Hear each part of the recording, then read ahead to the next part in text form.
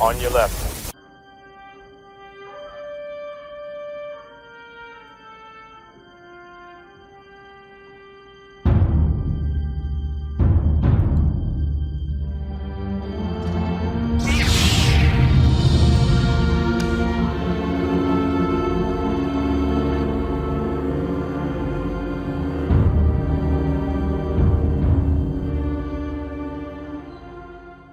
Because we're going to talk about where the major water has gone and its impact on all of us, because it is a severe problem. Stephen, welcome back, my friend.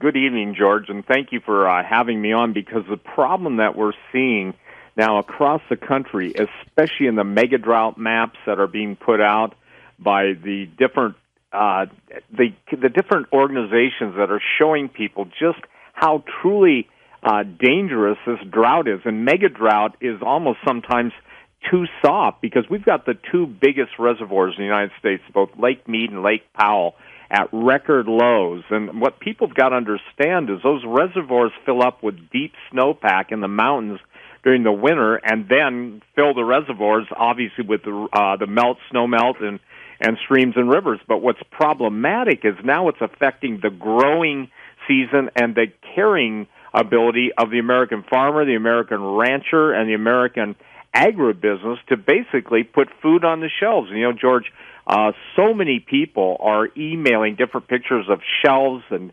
across some mega grocery chains, even to the local chains, and they're noticing signs temporarily out of stock. Yep. And what's really critical is I think that most people have to understand during the COVID-19 breakdown and shutdown and solitary confinement, that did more damage to the economic system of the United States than any single event.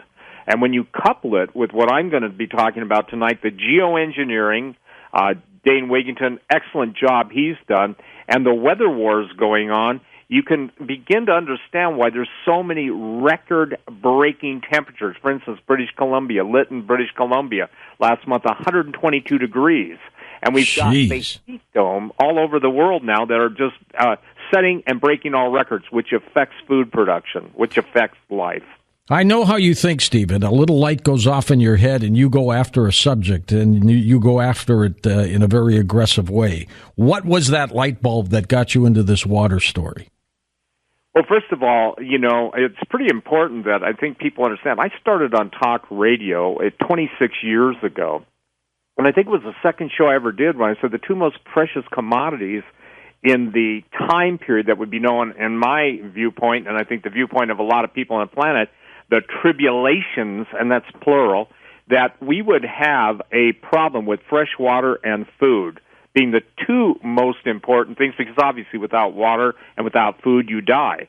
But what is really interesting, and you know, thanks for the little light that goes off my head, 6 months ago I started on this project, Mega Drought, Vanishing Waters, because I've been doing a lot of filming in the desert Southwest, fortunately being in over the entire Lake Powell area, the Grand Canyon, for my work that I'm doing on, obviously, ancient stargates and ancient portals, and noticing how much the flow of the Colorado River had been, let's say this, just off the charts low. And I've flown enough times over the last probably 5 or 6 years photographing it, and then being able to photograph Lake Powell over that same period of time. And we've photographed Lake Powell from the Glen Canyon Dam to its headwaters.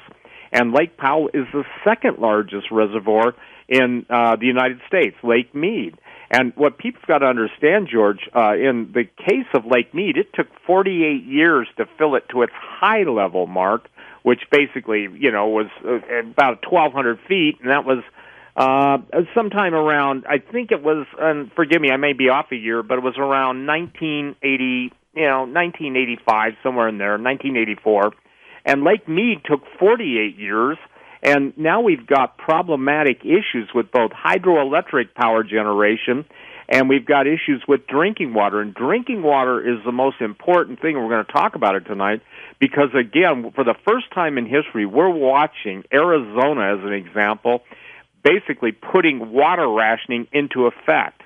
And farms are being absolutely devastated, both in Arizona. They're being devastated pretty much in the whole Pacific Northwest, and now it's spreading in even to the Midwest.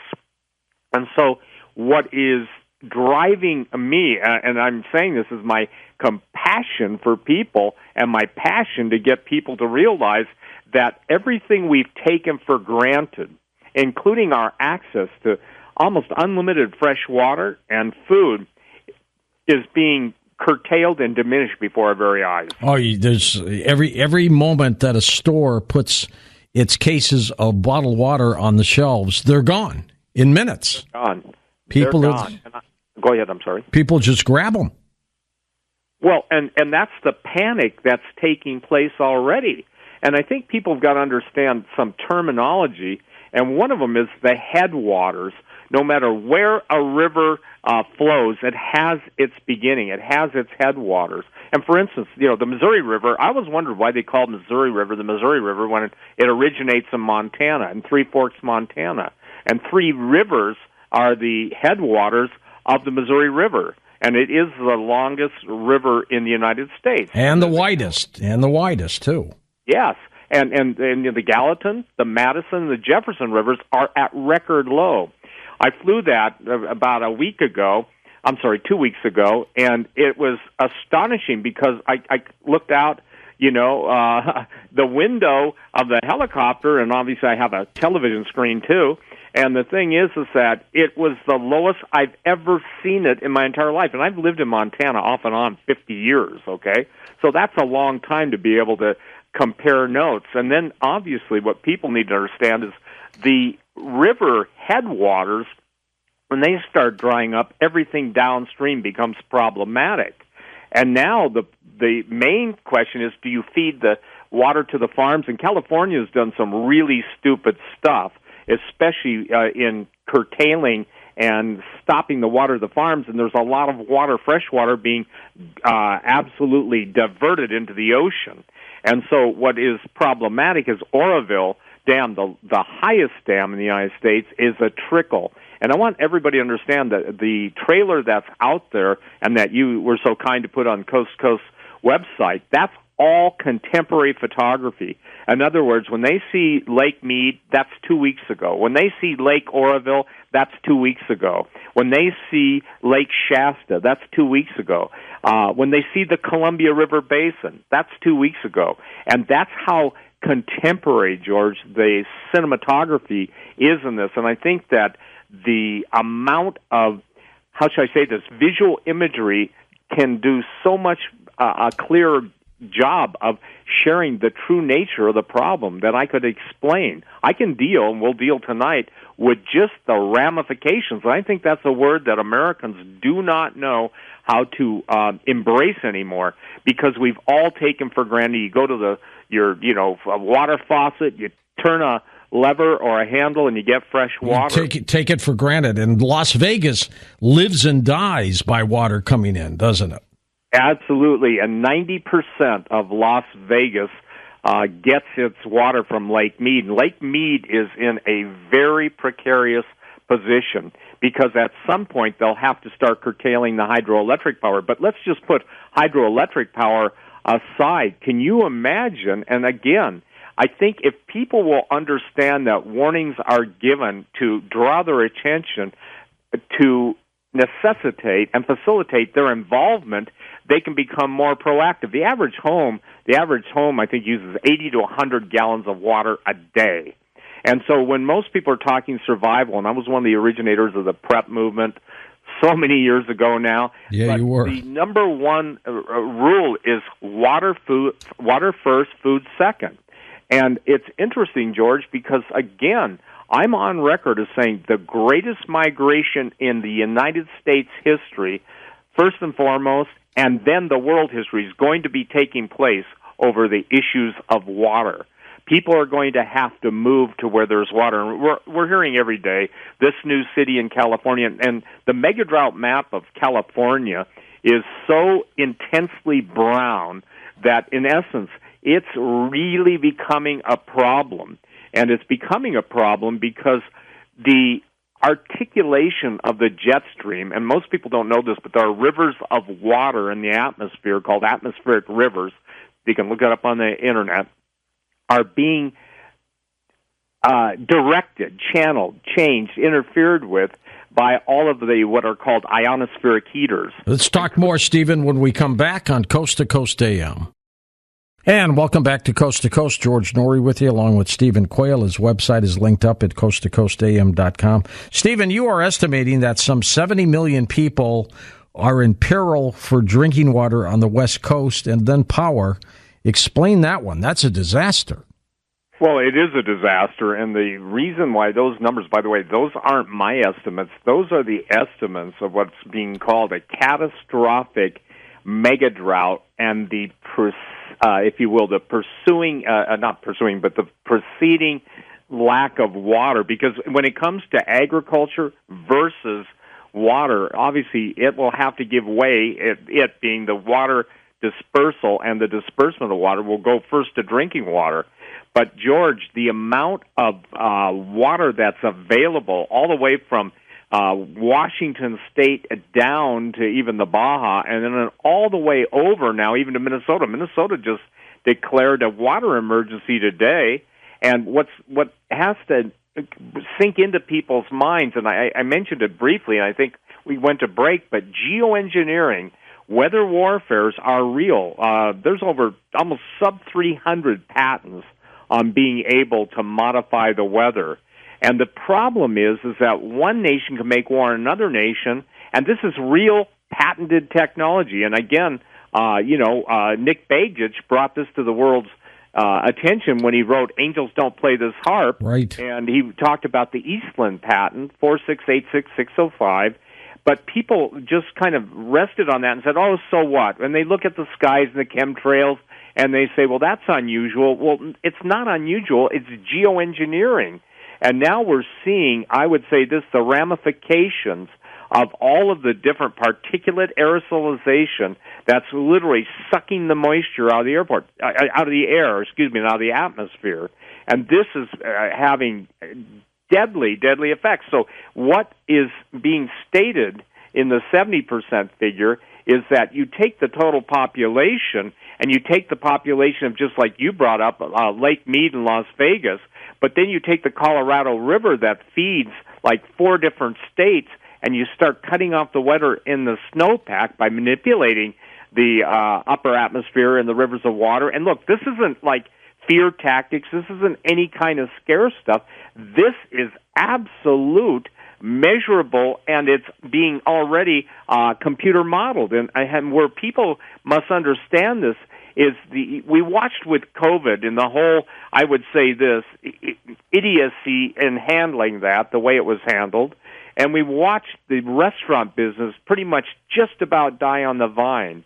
We watched food processing plants close down. We watched absolute horror as many livestock raisers were forced to cull their herds. Everything from chicken and everything from hogs and beef and all of the, how should I say this, the things that used to make the United States of America one of the agriculture, if not the kingpins of the world, are now being attacked in mass. And so I want people to understand this. Produce harvests are going to be down 90% this year. Those are not my estimates. Those are the estimates of the agriculture forecasting people. That's a lot of produce to be down. The late Secretary of State, well, he's still alive, but the former Secretary of State, Henry Kissinger, is 98 now, said once, control oil, you control nations, control food, you control people, control water access, and you control who lives and who dies. That's the basis, and thank you, because that's the basis of what I'm saying, weather control and weather modification. Geoengineering is the more scientific term, but look at what's happened to the United States. Look at now even the fights over vaccination versus no vaccination, and I would say this, science versus non-science. And, here's the deal. If there is scientific discourse, why is the, if you will, the mainstream just putting forth one portion of the argument. And I would say this, only people that are afraid of the truth hide from the truth. But let's get to the real problem. Chicken prices are going to skyrocket because of the 90% loss in the corn crop, which is feed for the chicken and the hogs. Same story with the soybean and wheat, and with the Mississippi River absolutely at record lows in different areas. You've got the barge traffic stocking. And so the issue that I'm trying to get across to people is this. Look, if there was ever a time to pay attention, if there was ever time to consider a water filter, one that you may have to literally go down to the pond down the block at some point and put water that you'd never drink that stuff, run through a filter and a purification, you'll end up, that's the water you'll drink. And look, there's technology out there, desalination. One of the great, I'd say this, strange events that take place on the West Coast is they could have been building desalination plants. Talked about it last night. They should have been doing it with pipes deep down into the ocean, pumping up this water. They should have been doing that years ago. Absolutely. Now, they sure could build nuclear reactors on the West Coast, and they need to implement desalination immediately, and it's come a long way in the technology. Also, there's absolute technology to take the moist air that comes in off of the ocean and convert it to fresh drinking water. There's massive, but it's not being even addressed, George, and that's what's problematic. And again, I think that what people will only understand. Let me back up a little bit. There will only be an understanding of the true severity of the water issue when the lack of supplies, it doesn't matter, meat, grains, vegetables, and when it starts to impact the average person is when they go to their restaurant. I went to a restaurant in Bozeman. I won't name the name. Good restaurant. And they said we had to cut our menu down in half just because one of the big food suppliers, I don't know, it was Cisco Foods or Consolidated Foods or the big ones that supply the restaurants are having a problem getting the raw materials, let alone the canned materials, let alone the prepared materials. Well, and the restaurants are even having trouble getting workers. Absolutely. And see, that's the issue, too, because that due to the, stipend, whatever you want to call it, the federal financial assistance, there are a lot of people that no longer want to work in the restaurant business. I know a lot of restaurateurs in Bozeman, and I'm always asking them questions, and they all say the same thing. They cannot get the servers, waitresses, or bartenders, and they're closing where they used to be open 7 days a week. Now some are open 5 days a week. Where they used to be open for lunch and dinner, they're only open for lunch or during or dinner. And it's happening across the country too, Stephen, not just in certain areas. It's all over the place. And I want people to understand this. I'm not just dealing in the movie Mega Drought and Vanishing Waters with the United States. That's because I could, get the footage fast enough. And when people see this is a problem across the world, for instance, India and China are ready to go to nuclear war in the Ladakh region, in the Himalayas, over the headwaters to the life, which is lifeblood. Both China and India are claiming it. And so that's not the only place. And, George, I'm on record saying we're going to have state water wars. Now, they've been confined to the courts even into the best of years. What's it going to be like when it becomes so problematic that you're fighting over the last bit of drinking water? And we know we've watched the West Coast explode in population. Good night. Scottsdale and Phoenix, the water demand there is becoming so acute. And people used to say, well, it just comes from the Colorado River. It comes from the Colorado River. But what everybody is missing the point is the heart of all the river systems is the snowpack in the mountains, and that's the problem. Minnesota's called the land of 1,000 lakes. Absolutely. And the Colorado River gets most of its water from melting snow from the Rockies, and they didn't have a lot this year. No, and again, one of the really strange things is when you put a heat dome, you can, and this is, a little bit more advanced physics, but when you can put a standing wave, in other words, most waves propagate, okay? That means they move from point A to point B. but scalar weaponry, and there's so much written on the Internet and on the Internet by multiple PhDs, but you can actually put a blocking wave. You can redirect the river, the atmospheric rivers, and by intentionally redirecting those rivers, you can decide which areas get water and which areas don't. We're watching it where some areas are flooding, i.e. North Carolina. And it's interesting that the normal flow of atmospheric water, which, by the way, is the source of rain, is being so dramatically changed as even the jet stream is. And now and you and I did a show years ago about microbursts. And what microbursts what they are is the ability to literally cause the jet stream to touch down at a focus point and 300 to 400 mile per hour winds. And people are noticing those type events happening. So my question was years ago when we first started talking, and you and I have done shows on climate engineering and the entire, if you will, weather manipulation. And I even wrote a book about it 25 years ago called Weather Wars and Unnatural Disasters. And I think you were the first to talk about chemtrails, weren't you? Yes, I was. And again, they were poo-pooed, and most people, pilots will recognize this. You have specific flight plans, altitudes, and rules flying east to west and west to east. You've got to maintain altitudes. You've got to maintain corridors. And this chemtrail spraying, and people started noticing barium, aluminum, and they started noticing even red blood cells. Yes, red blood cells in the chemtrail residue. Jeez. And so now we have this many years, and I started talking about that 26 years ago, and now it's becoming almost, inane because even Bill Gates wanted to block the sunlight until he got so much flack, and that's what's interesting because not only when you put particulate matter in the upper atmosphere, even in the stratosphere, you can keep the sunlight locked under a dome. And, we're hearing the word heat dome, and in Europe they're calling it the Lucifer effect. Well, Stephen, in your prediction, when does this really, really hit us? Good question. I think you're going to see it really, really hit us in the first 2 weeks of September. I'm talking in less than 3 weeks, and how it will first hit us or manifest is you're going to hear more and more states putting on water restrictions. Then you're going to hear of intermittent power cuts in the different areas that rely on, hydroelectric power. But the place it's really going to hit us, George, and people will just say, now I get it, because it's going to be on the grocery shelves. It's going to be when you go and order this, that, or the other thing, right. And we're sorry, but you can't get it. And that's already happening, but it's really going to happen in food. And you mentioned bottled water.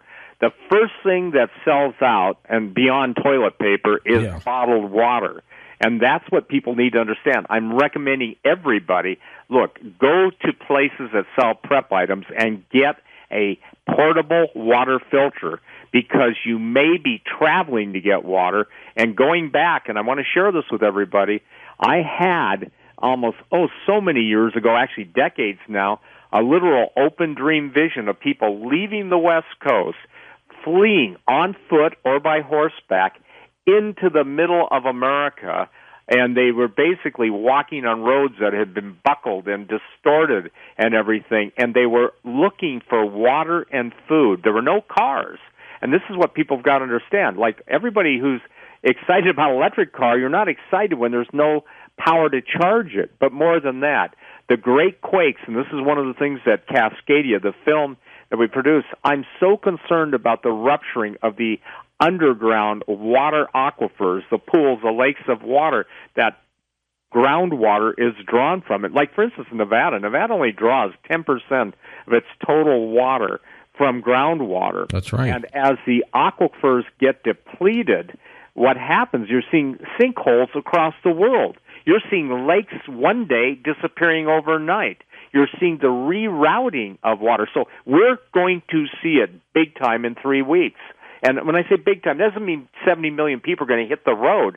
It just means it's going to become more acute to people that, look, there's not any bottled water. And even the biggest warehouse stores that sell it, we've watched people limit water. We've watched people basically panic. And I want to share something. The panic, when it happens, will clean the shelves in a matter of hours, less than 3 usually, unless the store is shut down. The military has an op plan for this, an operational plan. The FEMA, Department of Homeland Security, all these people have plans to handle every conceivable issue that they can come up with. But where those plans all go astray, or let's say fall short, is when a discontinuous event happens, i.e. a megaquake, i.e. mega volcanoes. And by the way, the amount of volcanoes shooting volcanic ash up in the atmosphere and stratosphere is what's causing so many problems around the world. And it only gets worse. So the actual thing I want everybody to start watching for is the states that are cutting water back, first and foremost to their farmers, because, again, George, the supply chains are broken. That means from the start of growing the food, raising the animals, obviously processing the animals, processing the food, and getting the food trucked to the stores because panic. And there are actual now armed convoys that have to watch meat. Now, I want to make